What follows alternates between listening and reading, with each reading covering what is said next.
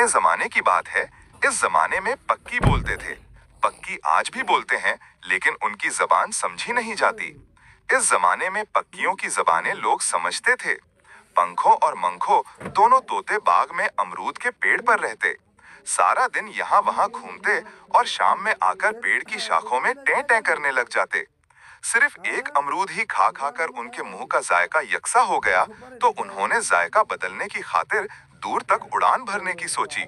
ये फल के खत्म होने का मौसम था। वो बेचारे अपने परों को थका कर वापस आ गए, लेकिन उन्हें खातिर ख्वाह खुराक ना मिल सकी। अमरूद के पेड़ पर आकर पंखों ने मंखों से कहा, अरे भैया, अब तो हमें कुछ नहीं मिला, क्यों ना ये अमरूद खाकर ही अपने पेट भर लें। मंखो, अगर अमरूद ही खाना था तो हम इतनी दूर तक क्यों गए? मेरे तो सारे पंख भी दर्द कर रहे हैं। मुझे कुछ मुख्तलिफ सा खाना खाना है। पंखों के दिल में कुछ मुख्तलिफ खाने की ख्वाहिश शदीद थी। उसने मंखों को रूहाने से लहजे में जवाब दिया। जब उसने ये कहकर गर्दन मिटकाई तो उसकी नजर निस्बतन निचली शाख पर अटकी हुई हरी मिर्च पर अटकी हुई। उसके मुंह में पानी आ गया। वो अपने पंख लहराता फौरन मिर्च के पास पहुंच गया। मंखों को भी लगा कि इस लहराती उड़ान के पीछे जरूर कोई वजह है। अब दोनों मिर्च के दाएं बाएं बैठ गए। ये मिर्च मैं खाऊंगा, क्योंकि मैंने इसको पहले देखा है। पंखों ने मंखों को गसीली नजरों से जवाब दिया। हम इसे आधा आधा भी तो कर सकते हैं ना? पंखों ने मुंह में आते पानी को जबरदस्ती रोका। तुम तो अमरूद भी खा सकते थे, फिर अब क्यों तुम्हारी राल टपकने लगी है? पंखों ने इसको पुरानी बात याद दिलाई। मंखो सर झुकाकर बैठ गया। उसकी नजर नीचे जमीन पर पड़ी हुई 3 मिर्चों पर गई तो उसकी आंखें खुशी से बाहर निकल आई। मंखो ने उसकी उड़ान देखी तो इकलौती हरी मिर्च को दाबे वो भी जमीन पर उतर आया। अभी पंखो और मंखो फिर से लड़ने का सोच रहे थे कि वो जाल में लपेट लिए गए। छोटे से लड़के ने, जिसका नाम साकिब था, उस जाल को एहतियात से थाम रखा था। मैंने तुम्हें कहा था ना कि तुम हमेशा मुझे फंसा देते हो। तुम्हारी कम अक्ली की वजह से मैं हमेशा फंस जाता हूँ। पंखो ने मंखो को चोंच मारते हुए कहा। जवाबन मंखो के पास कहने को कुछ भी नहीं था। उसने सिर्फ टें टें टें करके शोर डाला। साकिब ने मजबूती से जाल को थामे रखा और अपने घर जाकर उन दोनों तोतों को अपने पिंजरे में कैद कर दिया। पंखो भैया हमेशा मुझे बेवकूफ साबित करने पर तुले रहते हैं। मैं हमेशा उनकी सुनतार होता हूँ, लेकिन इस दफा इस पिंजरे से मैं खुद निकलूंगा। मंखो मन ही मन में सोच रहा था। पंखो ने उसके करीब आकर उसके पांव पर चोंच मारी। हाँ भाई, क्या सोच रहे हो? अपने नाकारा दिमाग को मत थकाओ।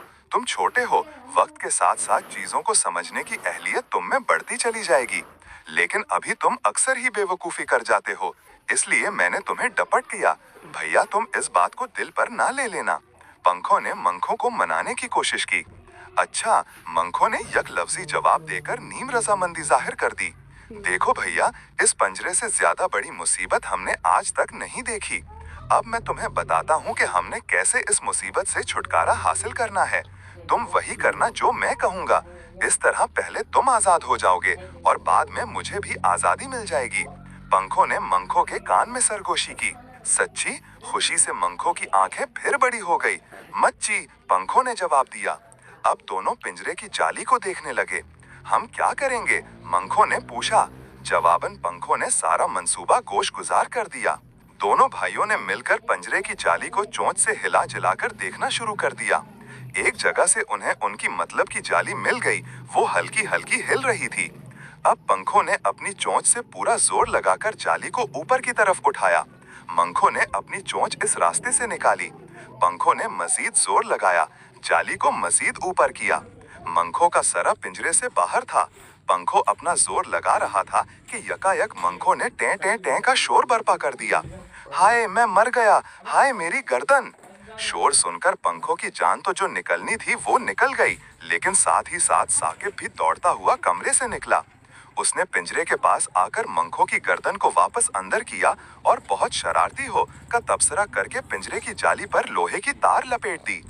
पंखों ने एक खफा नजर साकिब पर डाली और एक गुस्से की निगाह मंखों पर डाली, फिर सर झुका दिया। साकिब ने दोनों को बाजरा डाला और पिंजरे की मजबूती को जांच कर चल गया। देखा, तुमने क्या किया? तुम्हारी वजह से ये लोहे की तार पिंजरे के गिर्द लपेट दी गई है। तुम्हें मैंने कहा था कि पूरा जोर लगाकर बाहर निकल जाना, लेकिन तुमने अपनी ही टें टें मचा दी। साकिब के अंदर जाते ही पंखों मंखों पे बरस पड़ा। मुझे लगा कि जब वो बच्चा हमें इतने तकलीफ में देखेगा तो फिर खुद ही आजाद कर देगा। मंखों ने अपनी हान की। पागल हो तुम, अगर उसने हमें आजाद ही करना होता तो वो हमें पकड़ता ही क्यों? पंखों का दिल चाहा कि वो अपना सर पीट ले। अरे अच्छे भैया, अब तुम ना रूठो, मैं तुम्हें तरकीब बताता हूँ। इस पर अमल करके हम जरूर निजात हासिल कर लेंगे। मंखों ने शर्मिंदा लहजे में अपनी किए पर पछतानी जाहिर की। अब तुम क्या तरकीब जहन में सोच कर बैठ गए हो? पंखों ने गजबनाक होकर पूछा। मंखो अपनी चोंच पंखों के कान के पास ले गया और अपनी तरकीबे निजात सुनाई। पंखों ने जोर जोर से नफी में सर हिलाया, लेकिन मंखो बजिद रहा कि इस तरह हमें रिहाई मिल जाएगी। बिल आखिर पंखों ने बात मान ली। थोड़ी ही देर बाद दोनों भाई अपने पंख फड़फड़ाने लगे और वक्त के साथ इस फड़फड़ाने में तेजी आ गई। यूं लगता था जैसे छोटे से पिंजरे में भूचाल आ गया हो। साकिब दौड़ता हुआ कमरे से आया।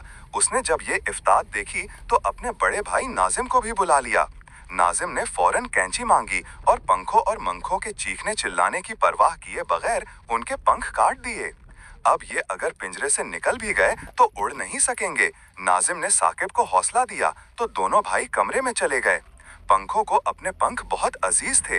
अब वो हिचकियों से रो रहा था, जबकि मंखो अभी भी ढीठ ही था। वो खामोशी से शर्मिंदा शर्मिंदा सा बैठा था। उसके अंदर हिम्मत ही ना पड़ी कि वो भाई से माफी भी मांग सके। बहुत दिन बीत गए। कटे परों के साथ एक बेनाम सी नाराजगी ने दोनों भाइयों के दरमियान पर्दा हायल कर दिया था। साकिब बाजरा पानी डालने आता तो मंखो मानूस सी हरकतें करता, प्यार से साकिब की उंगली पर काट लेता, जबकि पंखो मुंह बनाकर दूसरी तरफ खड़ा रहता। मंखो सुबह सवेरे उठकर पानी को चोंच में भरता, फिर अपने ऊपर फेंकता। इसके बाद अपने परों को छटक कर ताजा दम हो जाता, जबकि पंखो एक तरफ खड़ा रहता। इतने दिनों में दोनों परिंदों के पर भी नए आ गए। मंखो सोचता था कि वो साकिब को खुश करके रिहाई हासिल कर लेगा। पंखो समझता था कि ऐसा नहीं हो सकता। खैर, दोनों अपनी अपनी करते रहे।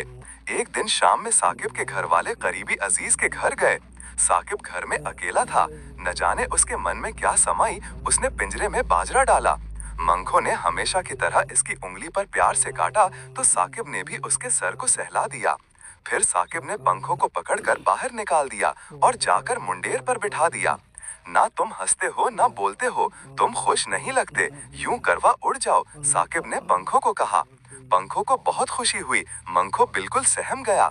अगर पंखो उड़ जाता तो सारी जिंदगी वो इस पिंजरे से ना निकल सकता था। पंखो मंखो से बड़ा था। पंखो इसे सही समझाता था। जहाँ मुंह बनाना हो वहाँ मैं हंसने लग जाता हूँ, जहाँ बोलना हो वहाँ चुप कर जाता हूँ। मुझे पंखो भैया की बातों और नसीहतों पर अमल करना चाहिए। मैं गलत करता हूँ, मैं छोटा हूँ और वो हमेशा मेरी गलतियाँ नजरअंदाज कर देते हैं। मैं नाजायज फायदा उठाता हूँ। मंखो बस रोने ही लगा था कि उसे पंखों के फड़फड़ाने की आवाज आई। उसने देखा तो पंखो साकिब के सर पर मंडला रहा था, फड़फड़ा रहा था, और साकिब अगर हाथ से खुद को बचाने की कोशिश करता तो पंखो जोर से उसके हाथ पर काट देता। मंखो को समझ नहीं आ रहा था कि आखिर ये हो क्या रहा है। इतने में पंखों ने लड़ते लड़ते आवाज लगाई, आओ मंखो आ जाएं। साकिब ने पंखों को निकालते वक्त पिंजरे का दरवाजा बंद नहीं किया था। मंखो को अब कहानी समझ आई। वो तेजी से साकिब के सर पर आन पहुंचा, उसके सर पर चोंच मारी और दोनों साकिब से दूर उड़ने लगे।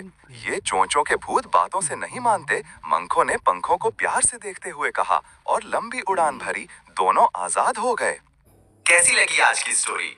मजीद ऐसी कहानियां सुनने के लिए हमारे चैनल को सब्सक्राइब करें और साथ में बेल आइकन को प्रेस करें ताकि हमारी नई वीडियो का नोटिफिकेशन आपके पास पहुंचे।